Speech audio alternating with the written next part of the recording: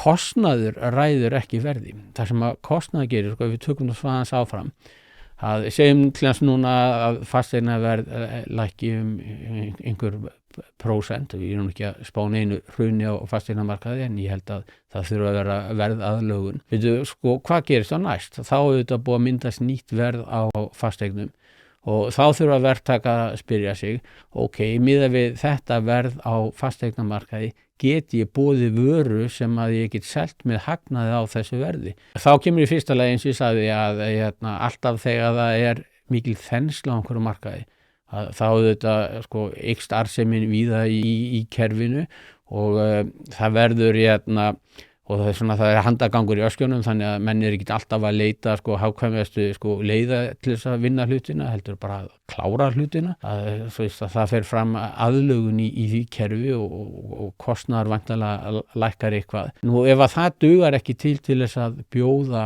ásættanlega vöru með því að ásættanlega arðsemi, að þá þurfa auðvitað menn að spyrja sig, hvað fleira er það sem getur gert, og þá auðvitað beinist athygli svolítið að reglu umhverfinu og þar með pólitíkinni, bæði sveitarfélögin með það lóðaframboð sem við bjóðum upp á, hvort að það sé einfaldlega verði sé einfaldlega of hátt, sem að ég hef nú grunum að svo sé.